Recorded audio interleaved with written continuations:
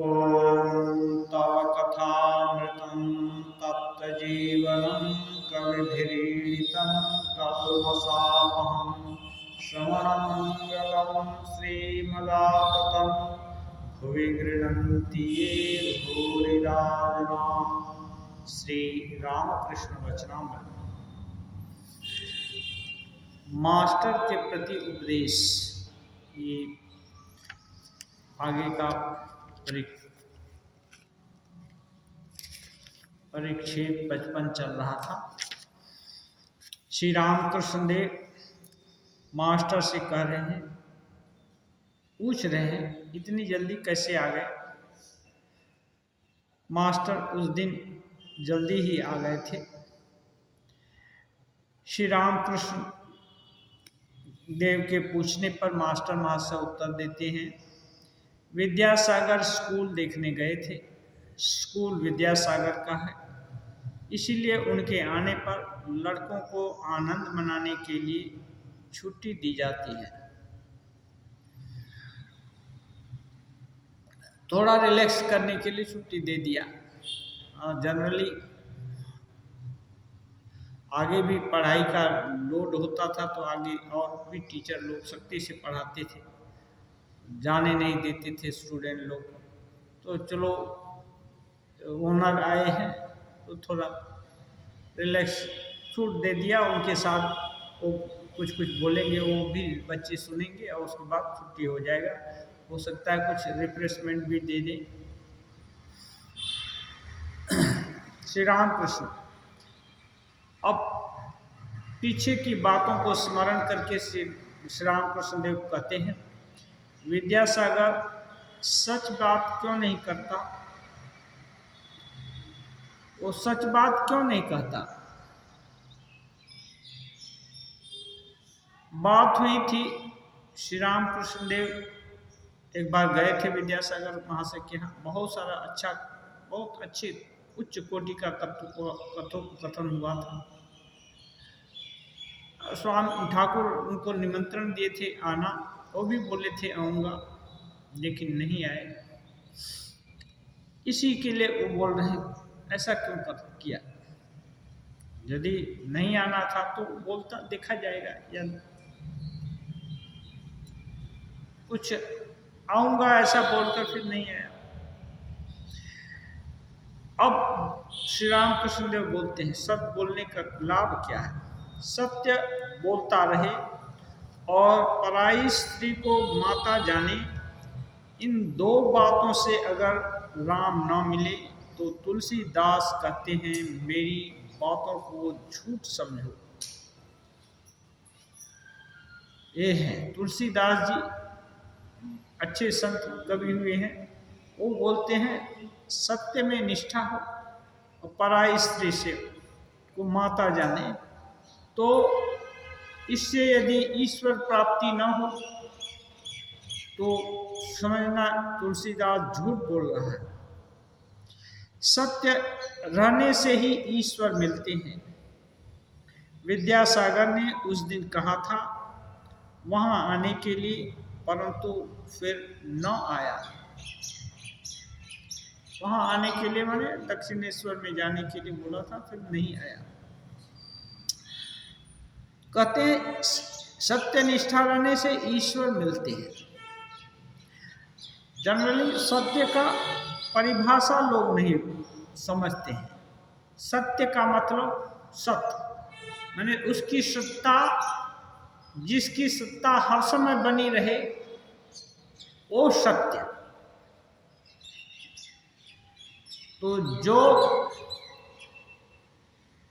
बात, और इसी चीज को साधारण तौर पर ऐसे तो एक ब्रह्म वस्तु की सत्ता को छोड़कर और बाकी हर समय कोई भी ऐसी वस्तु है जो कि बदलने नहीं बदलती, ऐसी बात नहीं है। सभी वस्तु बदलती है। तो एक स्वामी जी कहते हैं लोअर ट्रूथ से हायर ट्रूथ,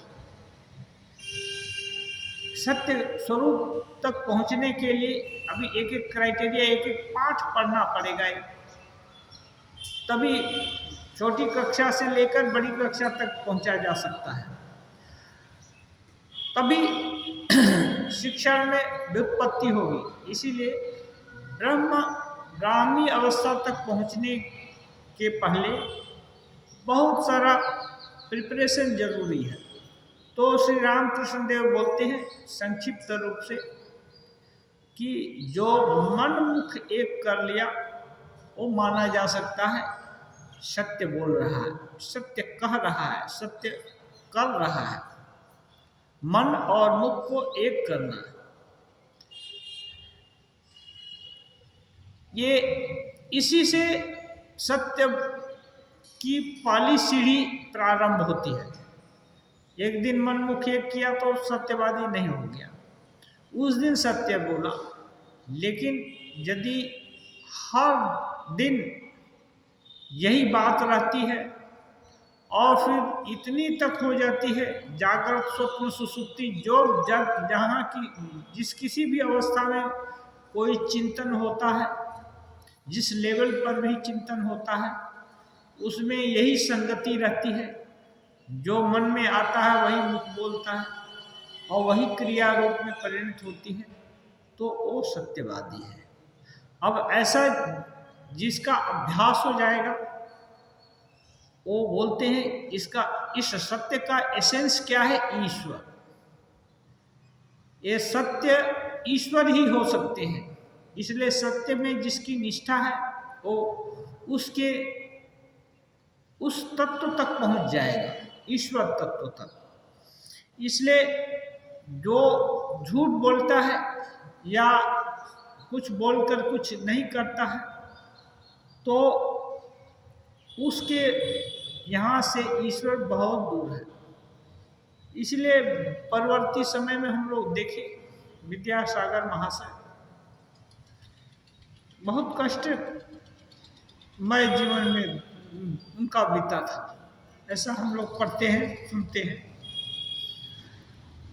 जबकि परोपकार दया का खूब अद्वितीय उदाहरण थे, किसी चीज की कमी नहीं थी। केवल उद्देश्य जो असली चीज ये नहीं है। इसलिए कोई भी कार्य करते हैं उसका उद्देश्य, उसके साथ महान उद्देश्य कुछ होना चाहिए। ईश्वर लाभ यदि उद्देश्य होता, ईश्वर की सेवा किए होते, वो मनुष्य की सेवा किए और जो व्यक्त चीज है उसकी, तो मनुष्य तो अच्छा बुरा सभी कुछ करता है।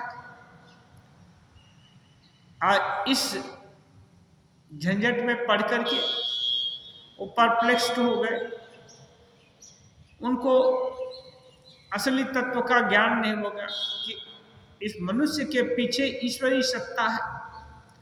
तो जब कुछ करना ही पड़ रहा है तो ऐसा कदम क्यों न उठाया जाए जिससे एक बार सर्वोत्तम वस्तु का लाभ हो,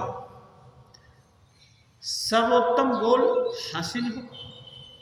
इसके लिए ही तो कहते हैं सत्संग और महापुरुष संश्रय। हर चीज हम लोग जान नहीं सकते, समझ नहीं सकते। इसलिए सत्संग में जाने से क्या होता है, परस्परम भावयंतः।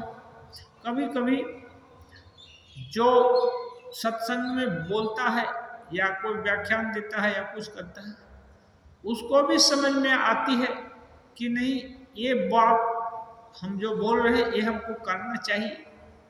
कभी कभी अच्छी चीजें मुंह से निकल जाती है, क्यों? थॉट प्रोसेस चलता है। तो इसलिए एक विषय वस्तु को उपस्थापित करने के समय चिंतन प्रक्रिया के अंदर ठाकुर बोले हैं भाविले भावे हृदय हो। जो जिस वस्तु का चिंतन करता है उसकी सत्ता पाता है। तो यदि किसी प्रसंग की चर्चा हो रही है और उस प्रसंग में चर्चा करने वाले एकदम मस्त हो गए हैं या यूं कहें उसमें लीन हो गए हैं चर्चा में, तब उसमें अच्छा प्रसंग, अच्छे से अच्छा प्रसंग, अच्छा माने व्युत्पत्ति आ जाती है। अब उस समय जो बोला गया तो श्रोता लोग ही तो सुन रहे हैं, ऐसी बात नहीं है। भगवान सबको अपना भी दो कान दिया है, एक कान भी सुनेंगे और इससे एक डिटेक्टर भीतर में बैठा हुआ है, वहां तक वो जाएगा तो अच्छा सत्प्रसंग खुद को भी सुनाई देगा और खुद भी संकल्प होगा साथ के साथ कि नहीं, ये अच्छी वस्तु है, अच्छी बात है, तो इसको हम भी यथासाध्य पालन करने का कोशिश करेंगे। तो प्रचेष्टा, चेष्टा इसी को बोलते हैं। सत्य में प्रतिष्ठित होने की बार बार जो चेष्टा करेगा। सिंपल चीज कर दी है ठाकुर, मनमुख करना, ज्यादा सोचने का नहीं। कोई भी एक छोटा बच्चा भी ऐसा कर सकता है, एक विद्वान भी कर सकता है, एक थोड़ा मूर्ख आदमी भी कर सकता है, हर लोग कर सकता है। इसके लिए देश काल पात्र इसकी या धन दौलत या किसी स्टेशन की जरूरत नहीं है। जिस स्टेशन में है वहीं फॉलो किया जा सकता है और सत्य की सीढ़ी पर वो चढ़ गया है। और यदि वही क्रम लगातार बना रहा तो कहते हैं सत्य प्रतिष्ठायाम क्रियाफलाश्रयत्वम, योग सूत्र में है। सत्य में जो प्रतिष्ठित हो गया, क्रियाफल उसके अनुरूप हो जाएंगे। वो जो कुछ भी बोल लेगा कि वो वही हो जाएगा। क्यों? वो सत्य स्वरूप भगवान के साथ उसका जब मेल हो गया है। जैसे यदि नाला का जल समुद्र में गिर जाए तो अभी उस जल को, उस पोर्शन जहाँ जिसमें उस पोर्शन से यदि कोई एक घटी पानी ले या कुछ एक चम्मच ले तो अभी वो नाला का जल नहीं रहा, अब समुद्र का हो गया।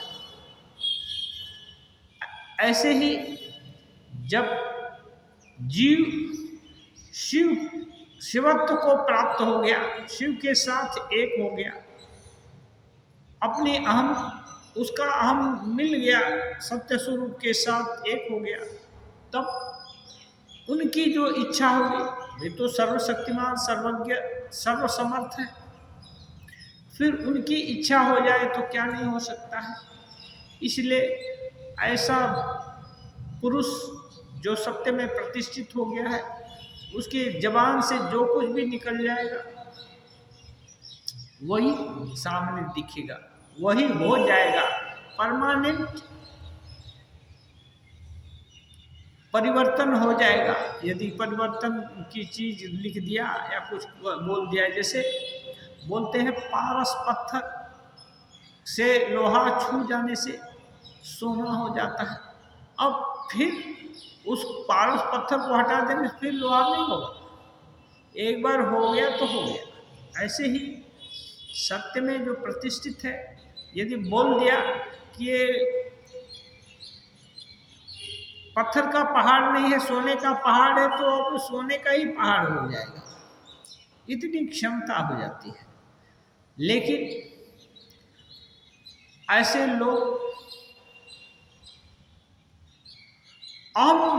अपने उनका अहम तो ईश्वर के साथ लीन हो गया है, उनका अलग से अहम नहीं होता। इसलिए माँ है ना, कहते हैं ठाकुर, माँ बेताल में पैर नहीं पड़ने देती, उनको ऐसा कुछ उनके द्वारा व्यवहार नहीं होता जिससे कि समाज में विसंगति घटे, समाज का या लोगों का अपकार हो। उससे उनके किसी भी व्यवहार बर्ताव से लोगों का मंगल ही होगा, ऐसा होता है।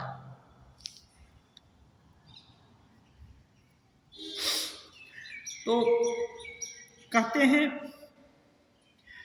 वो विद्यासागर ना आए, इसलिए ठाकुर बोलते हैं कि वो सत्य बात क्यों नहीं कहता।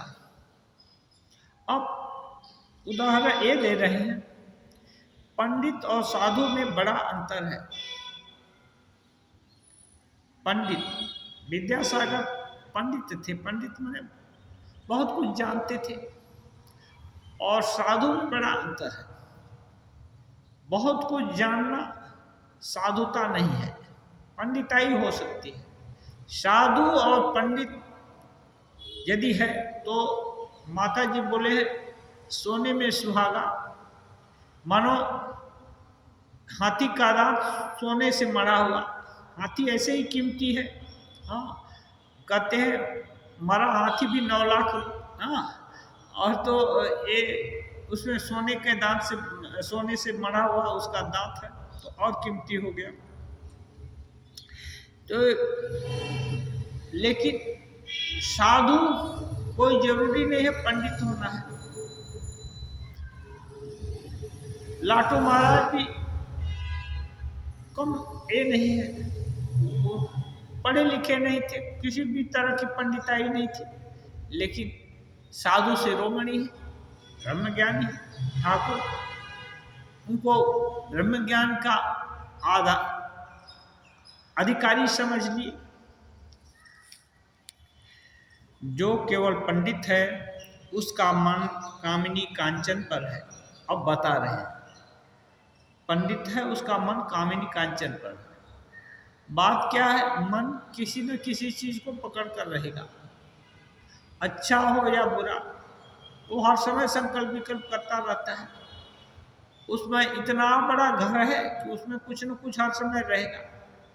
तो क्या करना होगा, यदि उसमें से अच्छा चीज ला दिया जाए तो खराब चीज अपने आप थोड़ा दूर हट जाएगा, अच्छी चीज का प्रभाव होता है।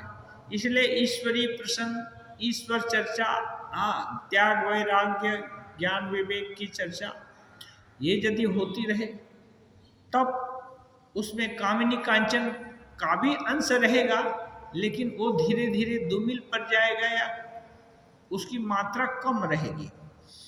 हाँ, लेकिन केवल पंडित है तो अभिमान है कि मैं श्रेष्ठ हूँ बस, तो वहाँ कामिनी कांचन पूरा ही रहेगा। साधु का मन श्री भगवान के पाद पद्मों में रहता है। साधु का मन, साधु है भगवान कोई श्रेष्ठ मानता है, अपने ज्ञान इसमें इसको अभिमानी नहीं होता है। पंडित कहता कुछ है और करता कुछ है, केवल पंडिताई है, साधुता नहीं है। तो कर दिया कुछ और कर दिया कुछ। ये हम भी, अपने को भी एक्सपीरियंस हो रहा है, कुछ बोल देते हैं कि ऐसा करेंगे या ये करेंगे, लेकिन देखते हैं समय पर नहीं करते, या यदि कोई रिमाइंड कर दिया कि ये करना चाहिए तो भी उल्टा ये हो जाता, प्रतिक्रिया हो जाती है। तो ये ऐसे लोग माने पंडित की श्रेणी में है। पंडित कहता कुछ है और करता कुछ है। साधु की बात जाने दो बोलते हैं, जिनका मन ईश्वर के चरणारविंदों में लगा रहता है, उनके कर्म और उनकी बातें और ही होती हैं। जिनका मन ईश्वर के चरण में लगा हुआ है, उनकी बातें और उनका मन दूसरे ही प्रकार का होता है। कैसे होता है? काशी में मैंने एक नानक पंथी लड़का साधु देखा था। नानक पंथी, उसकी आयु तुम्हारी इतनी होगी, मास्टर महाशय की उम्र का बता रहे हैं। मुझे प्रेमी साधु कहता था। काशी में उसका मठ है। एक दिन मुझे वहां न्योता देकर ले गया। वो महंत नहीं था। महंत को देखा जैसे एक गृहिणी, उस मठ में ले गया तो वहां के महंत को जैसे देखा गृहिणी। गृहिणी का मतलब घर को का पूरा देखभाल, पूरी जिम्मेदारी उसकी है।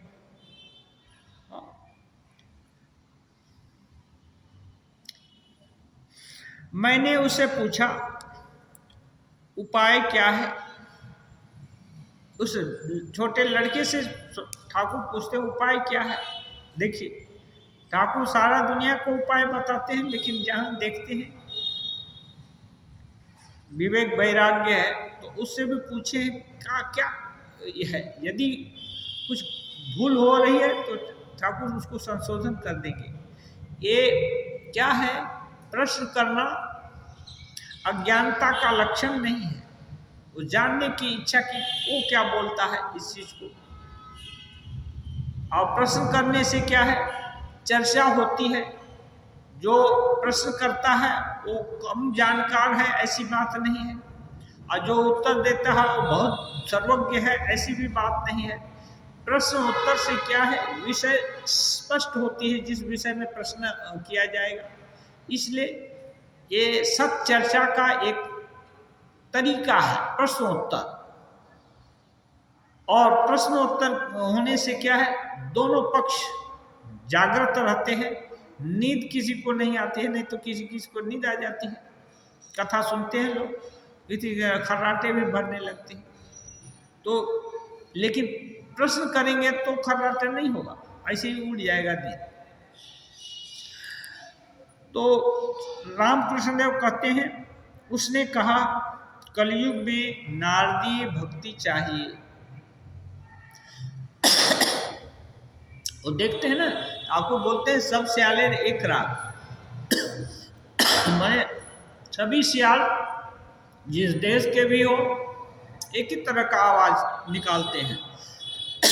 इसका मतलब अच्छे साधक, उच्च साधक जहां कहीं भी मिले, सोच और समझ प्राय एक ही जैसी होती है। क्या, लक्ष्य के अनुरूप अनुकूल। लक्ष्य क्या है, इष्ट प्राप्ति, ईश्वर प्राप्ति, भगवत प्राप्ति, ब्रह्म ज्ञान प्राप्ति, आत्मोपलब्धि। यही तो साधकों की का लक्ष्य है। रास्ते भले अलग हैं, अलग हो सकते हैं, लेकिन इच्छा लक्ष्य वही है। इसलिए ठाकुर पूछते हैं, वो बोलता है कली में नारदी भक्ति चाहिए। और ये रामकृष्ण देव के भी मन की बात है। पाठ कर रहा था, और वो उसके विशेषता बता रहे हैं। वो लड़का पाठ कर रहा था, पाठ समाप्त होने पर कहा, पाठ समाप्त होने पर कहा, जले विष्णु स्थले विष्णु विष्णु पर्वत मस्तके। जल में विष्णु, स्थल में विष्णु, और पर्वत के चूड़ा पर भी विष्णु। सर्वं विष्णुमय जगत। जहां है सब विष्णुमय है। ईश्वर विष्णुमय सब जगत है। सबके अंत में कहा शांति शांति प्रशांति। मैं सभी शांति हो। शांति का मतलब सभी बैलेंस्ड रहे, कोई किसी को दुख न दे या किसी के दुख का कारण न बने।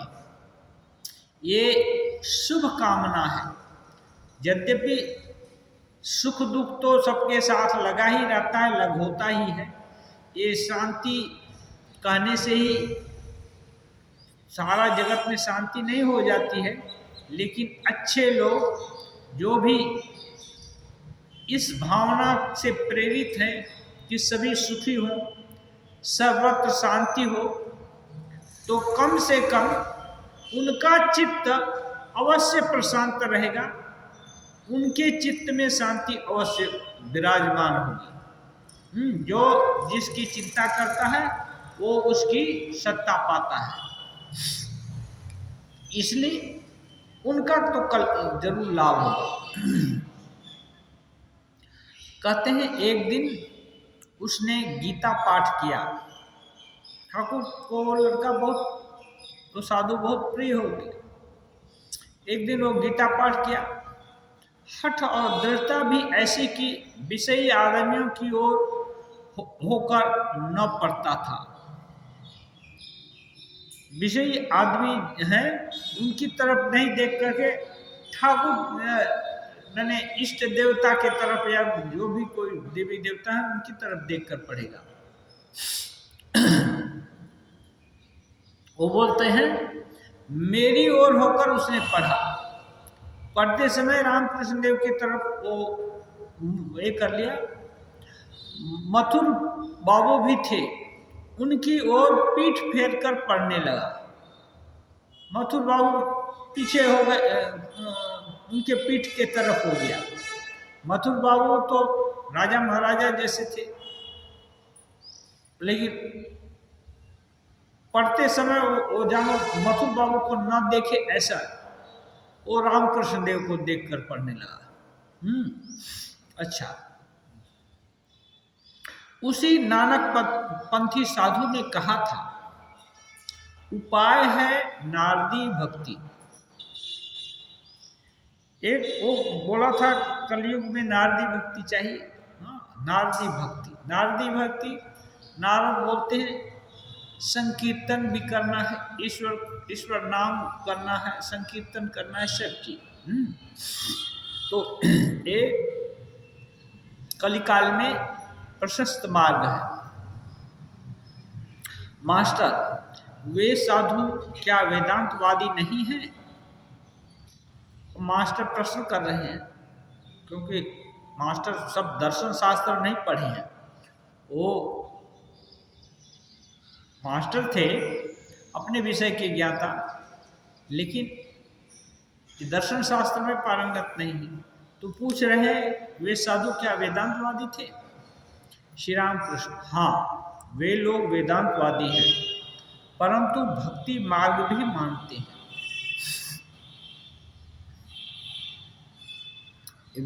वेदांतवादी जनरली कट्टर वेदांतवादी बोलते हैं कि वेदांत क्या है? वेद का अंत, तो उसमें द्वैत, विशिष्टाद्वैत, अद्वैत तीनों ही होता है। तो ये लोग क्या है? भक्ति मार्गी द्वैतवादी जो है भक्ति को मानते हैं। ईश्वर और जीव। विशिष्टाद्वैतवादी ईश्वर के हम अंश हैं, ईश्वर पूर्ण है और हम जीव अंश हैं। और अद्वैतवादी दूसरा कुछ तत्व है नहीं, एक ब्रह्म को छोड़कर और कुछ नहीं है। तो क्या है? ये सब मानसिक स्तर की बात है। हम लोग विभिन्न मानसिक स्तर लेकर जन्मे हैं, तो जिसके पेट में जो सहे उसके लिए माँ वैसी वैसी व्यवस्था कर देती है, खाने के पीने के सामग्री वगैरह। ऐसे ही शास्त्र अनंत पारम किल शब्द शास्त्र अनंत है। क्यों? वो अनंत रुचि है। तो और सभी उनके ही हैं, ईश्वर के ही सभी हैं। ईश्वर को छोड़कर कोई नहीं है। ईश्वर भी नहीं बोल सकते कि ये हमारा नहीं है, चाहे शिष्ट हो या दुष्ट हो या कोई भी हो। तब सबका कल्याण कैसे होगा? उसकी रुचि के अनुसार। उसके अभी छोटा बच्चा है तो माँ उसके लिए भी खाने की व्यवस्था करती है। और पहलवान बच्चा हो गया है, अब वो छोटे बच्चे का ही खुराक उसको दिया जाएगा तो आधा पेट रह जाए, आधा पेट भी नहीं होगा उसका, तो उसके लिए अलग व्यवस्था है। हाँ, भगवान सबके लिए व्यवस्था करके रखे हैं। ऐसे ही सबके उन्नति के लिए शास्त्र हर चीज की व्यवस्था किए हैं, हर उपाय की व्यवस्था किए हैं। तो उसमें रुचि भेद से द्वैत, अद्वैत, विशिष्टाद्वैत सभी कैटेगरी भी आ जाती है, और भी जो भी कैटेगरी का कल्पना किया जाए सभी आती है। तो श्री रामकृष्ण देव कहते हैं ये लोग वेदांतवादी हैं लेकिन भक्ति मार्गी हैं। बात यह है कि अब कलिकाल में वेदांत नहीं चलता, वेदांत, अब ये वेदांत नहीं चलने का मतलब ये द्वैतवाद तो चलेगा, लेकिन एकदम अद्वैतवाद नहीं चलेगा। क्यों? एक ने कहा था मैं गायत्री का पुरस्चरण करूंगा, मैंने कहा क्यों? कली के लिए तो तंत्रोक्त मत है, क्या तंत्रोक्त मत से पुरस्चरण नहीं होता? श्री राम कृष्ण देव कहते हैं कली में तंत्रोक्त मत है, इस ढंग से क्या पुरस्चरण नहीं होगा? गायत्री का ही पुरस्चरण, वैदिक रीति से गायत्री का पुरस्चरण कर देगा, वो कठिन है। इसलिए श्री रामकृष्ण देव कहते हैं वैदिक कर्म बड़ा कठिन है, तिस पर फिर दासत्व करना। ऐसा भी लिखा है कि 12 साल या इसी तरह कुछ दिन दासता करते रहने पर मनुष्य दास ही बन जाता है। दासत्व तो क्या है? जैसे नौकरी करते हैं तो इसी को दासता बोलते हैं, आज्ञा पालन के अंदर रहेंगे। ईश्वर की दासता अलग है, वो दासता में नहीं है। लेकिन बाकी धन के लिए किसी की जी हजूरी करना, उसके जो हुक्म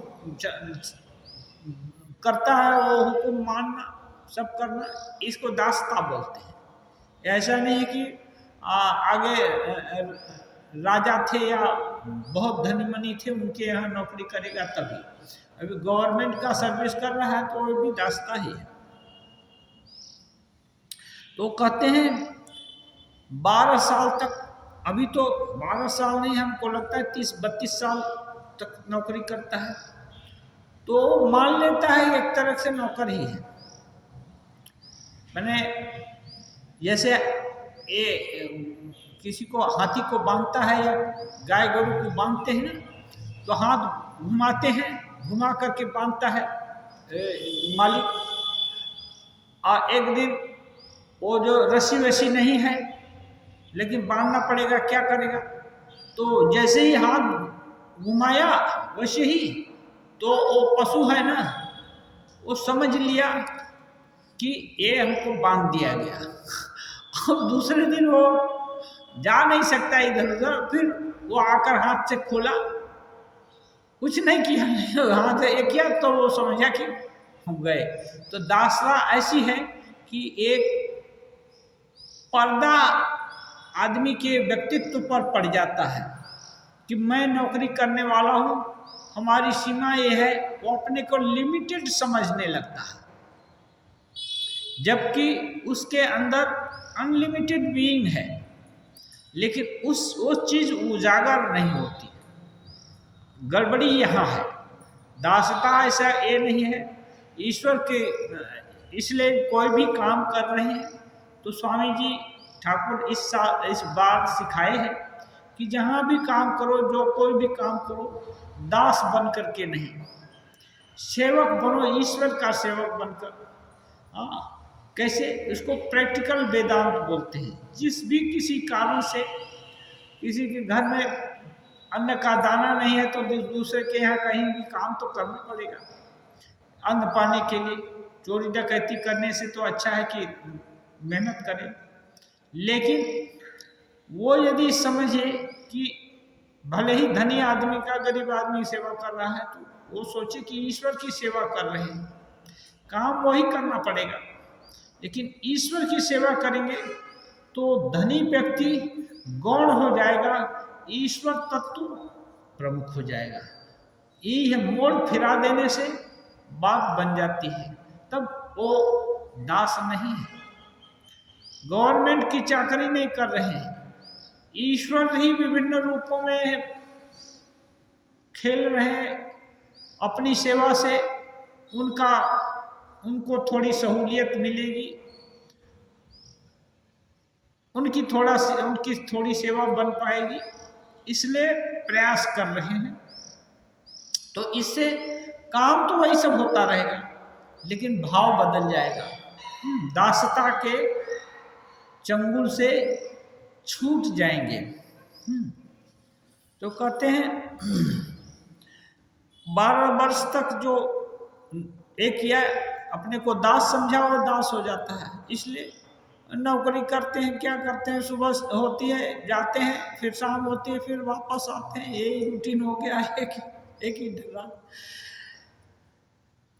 और कोई कोई तो टीचर हैं, स्वामी जी कहीं बोले हैं टीचर हैं, एक ही पाठ 10 साल से पढ़ा रहे हैं, अब दूसरा पाठ जानने का इच्छा भी खत्म हो गया, वही सूत्र, वही फार्मूला, वही डेमोन्स्ट्रेशन, सब नया कुछ भी नहीं है। तो क्या करेंगे, वो लीक बन जाती है, कैसे भी गाड़ी चलाओ उसी लीक में जाकर गिर जाती है, और आगे भी नहीं जाएगी, पीछे भी नहीं जाएगी, उसी लीक में चलेगी, उतने ही दूर तक चलेगी, फिर स्टॉप हो जाएगी।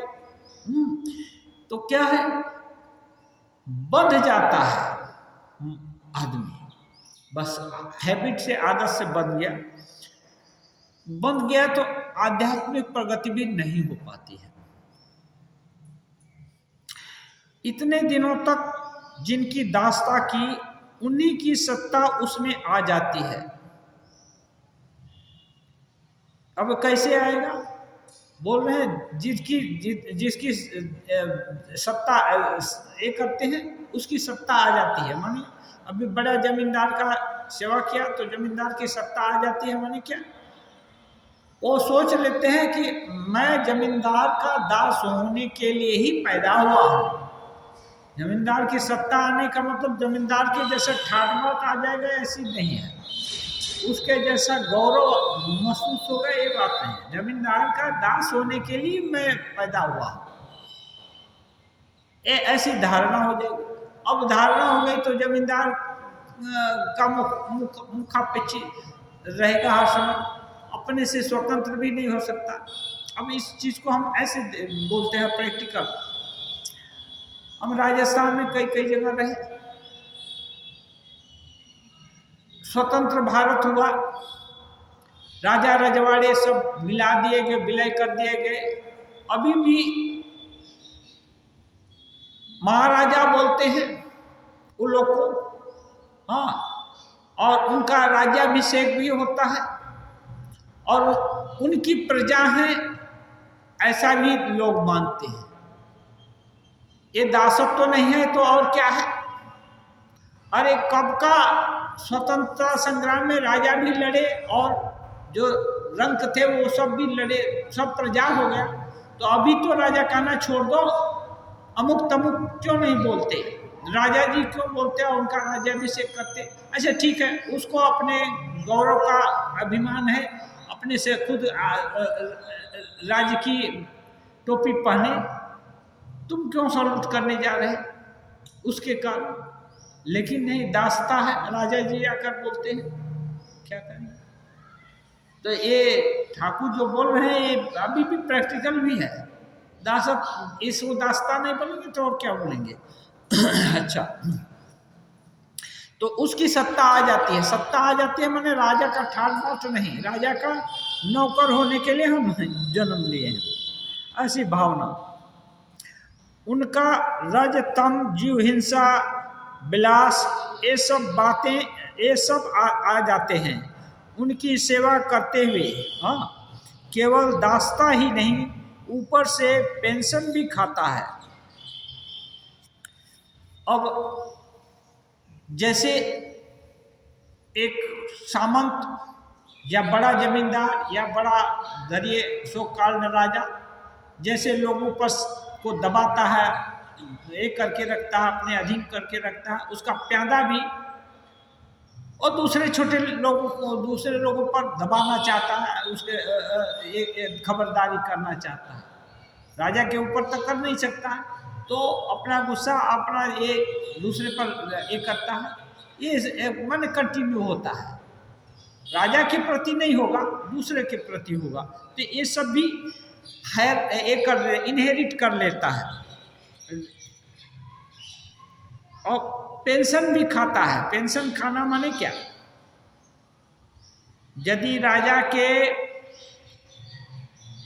यहाँ से सेवानिवृत्त हो गया तभी उसका स्वभाव है पेंशन में उसका लाभ मिलता है, तो पेंशन आगे तो ऐसे नहीं देता था, राजा लोग हटा दिए नौकरी से तो और नहीं करते, लेकिन तब भी बोलेगा राजा का मैं दरबान था, सूबेदार था, अमुक था, तमुक था, अपना रुआ अन्य लोगों में जमाएगा। इसको पेंशन खाना बोलते हैं, मिथ्या अभिमान पोषित करके रखेगा। तो ये फिर और दूसरी नई चीज सोचना है उसके अंदर नहीं है। स्वतंत्र हो गए, अभी स्वतंत्र भारत का नागरिक है, जैसा तुम वैसा मैं, ये नहीं सोच करके राजा जी ही बोल रहे हैं। ये दयनीय स्थिति नहीं है तो क्या है? कहिए सब जगह ये है, कुछ अच्छा है तो कुछ खराब भी है, सोचने वाली बात है। श्री रामकृष्ण देव आगे कहते हैं, एक वेदांती साधु आया था, मेघ देखकर नाचता था, जैसे मेघ देखा तो नाचता था, आंधी और पानी देखकर उसे बड़ा आनंद मिलता था। उसके ध्यान के समय अगर कोई उसके पास जाता तो वह बहुत नाराज होता था। एक दिन मैं गया, जाने पर वह बहुत ही उकताना माने अस्वस्थिकर महसूस कर रहा है।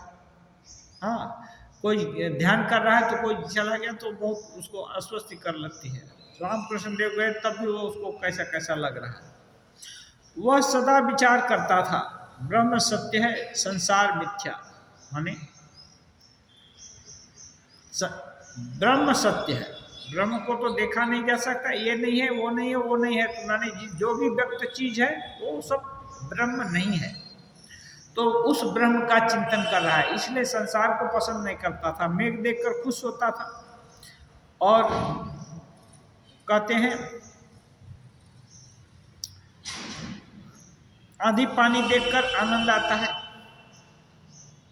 ये क्या है? वेदांतवादी लोग जो अद्वैत वेदांत का स्पेशली जो चिंतन करते हैं, वो बड़ा कुछ देखने से भूमा ये सुखम, नाल पे सुखमस्ती, महा जैसे सागर देख करके बहुत ये होता है, कल्पना करते हैं उस ब्रह्म की कि एकदम विशाल अणोरणियान महतो महियान। तो ऐसे ही मेघ देखा तो ईश्वरी जो ये है एक भाव का उसको ये हुआ कि ऐसा ईश्वर ब्रह्म तत्व का ही उसको नाचता था। आंधी तूफान देखा तो उसे शक्ति का एहसास होता है, ऐसा था। बोलते हैं सदा विचार करता था, ब्रह्म सत्य है, जगत मिथ्या, माने जो कुछ भी व्यक्त है वो मिथ्या है। माया के कारण अनेक रूप दिखाई दे रहे हैं। इसी विचार से वह रोशनी के झाड़ की कलम के लिए इसी विचार से वह रोशनी के झाड़ की कलम के लिए फिरता था। रोशनी की झाड़ की कलम के लिए फिरता था। आगे देखें, झाड़ की कलम से देखो तो कितने ही रंग दिखते हैं, परंतु वास्तव में रंग कोई भी नहीं। माने ओ झाड़ ये जो होता है ना, ये क्या विभिन्न तरह के ये लट्टू लगे हुए हैं, विभिन्न रंग का, प्रकाश एक ही है लेकिन उसके थ्रू विभिन्न रंग दिखाई देता है, तो उसको कहते हैं। तो ये ऐसा चीज है, वो देखने से उसके आसपास रहता था, देखता था कि कल्पना कर रहा है कि ऐसे ही ब्रह्म है, एक ही है, लेकिन विभिन्न रूप में दिख रहे हैं। एज ए प्रैक्टिकल उदाहरण। परंतु वास्तव में रंग कोई नहीं है। उसी तरह ब्रह्म के सिवाय और कुछ भी नहीं है, परंतु माया और अहंकार के कारण अनेक रूप दिखाई दे रहे हैं। किसी चीज को वह एक बार से अधिक न देखता था जिससे कहीं माया न लग जाए। एक बार देख लिया तो वो कोशिश करता था और दोबारा न देखे। हो सकता है माया लग जाए, माने उसको पसंद कर ले, पसंद होने से भी माया है और पसंद होने से भी माया है, दोनों तरफ से। क्या है, पसंद करने से हो गया राग हो गया, अब अपसंद करने से ये क्या है, वो राग का उल्टा, राग माने बंगला राग, राग नहीं, राग माने प्रेम, और उसे दूसरा है विरक्ति, नाराजगी। तो ऐसा और न हो जाए, क्योंकि इसको बोलते हैं क्लेश, इसको योग की भाषा में क्लेश बोलते हैं।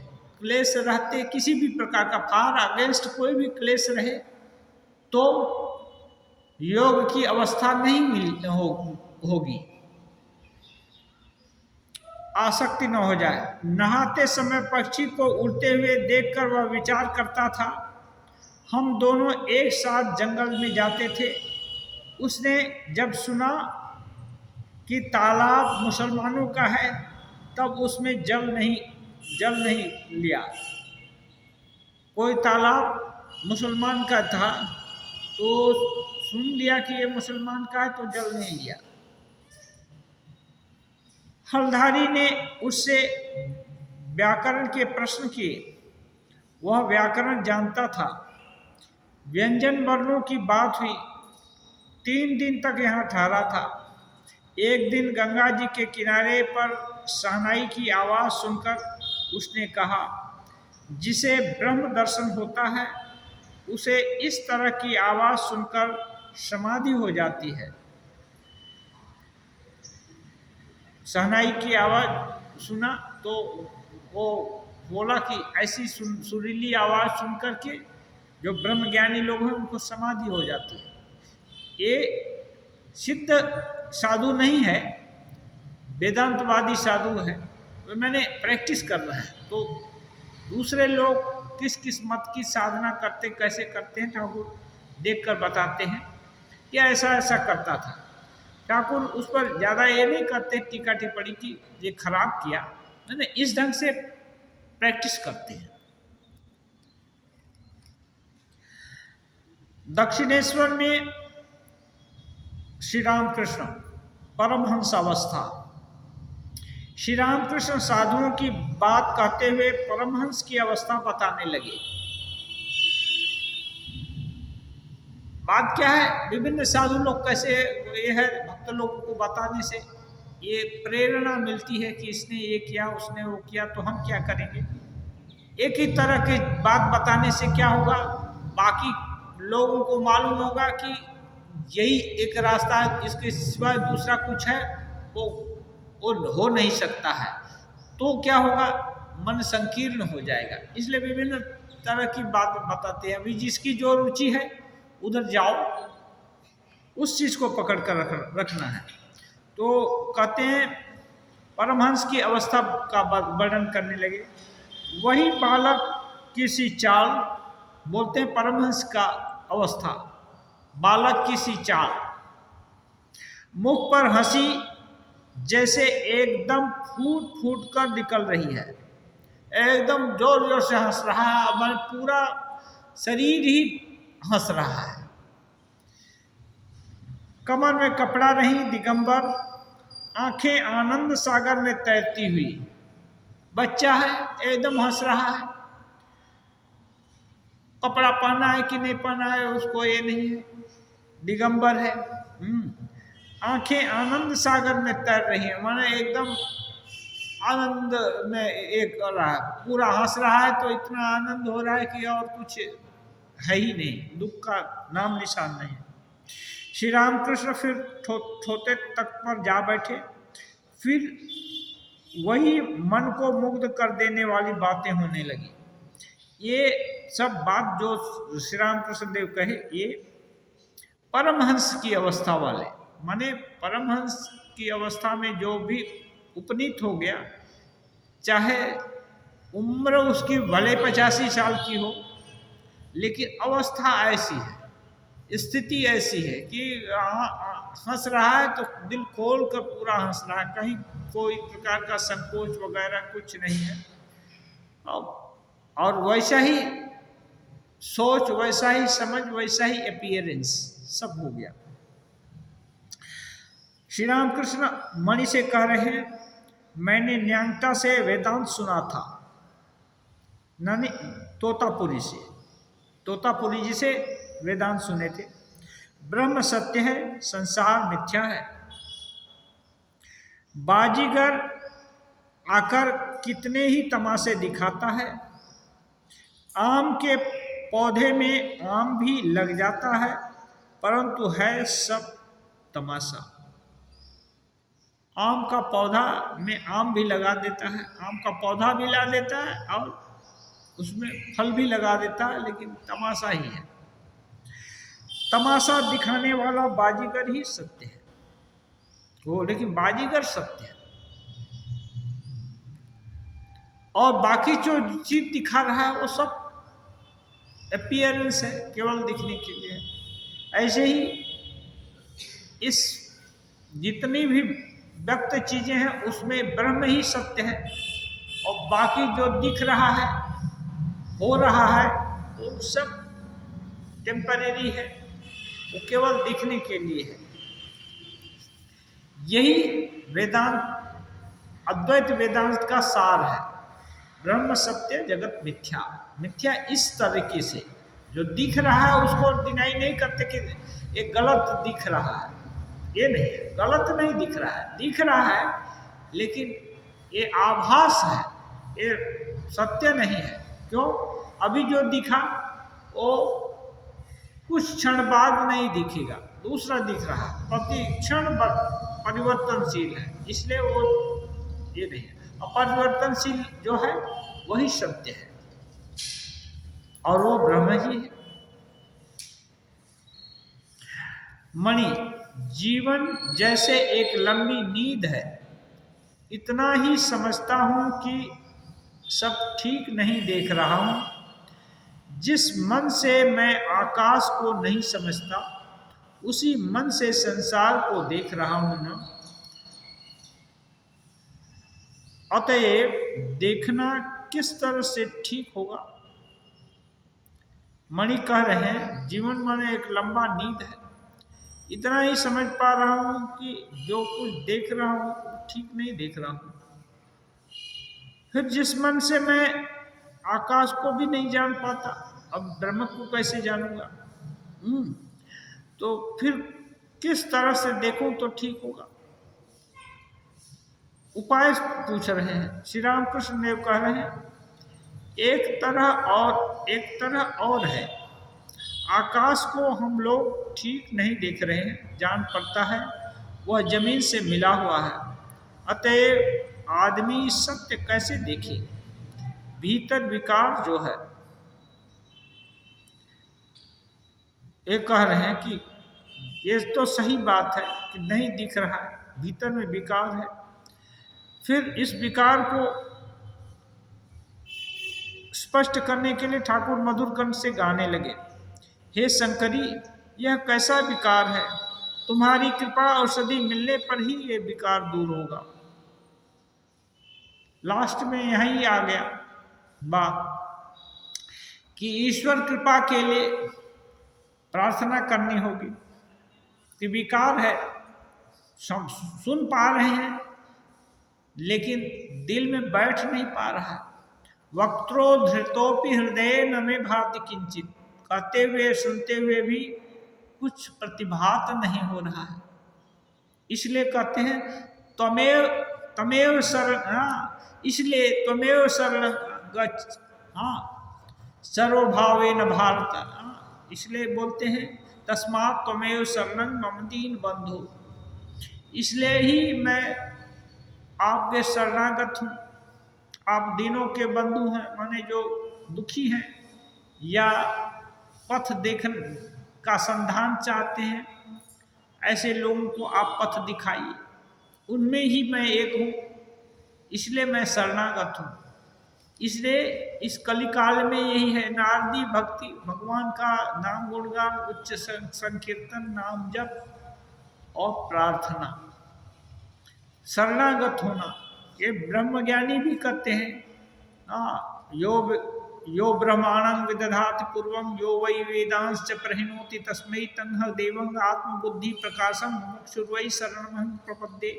हाँ, मैं मुमुक्षु उस आत्म तत्व की शरण ग्रहण करता हूँ। वेदांत अद्वैत वेदांतवादी भी प्रार्थना करते हैं, इसलिए प्रार्थना में शक्ति है, करना पड़ेगा। एकदम कोई ऐसा उपाय नहीं है जिससे एकदम तुरंत काम बन जाए। लगे रहना होगा, प्रयास करते रहना होगा और सफलता में आशावान होना पड़ेगा। और लगे रहने से होता है। हरि से लागे रहो रे भाई, तेरी बनत बनत बनी जाएगी। हाँ, होगा। ओम निरंजनम नित्यम अनंतरूपम भक्तानुकंपा धृत विग्रहम वै ईशावतारं परमेशमेड्यं तं राम कृष्णं शीर्षा नमामि।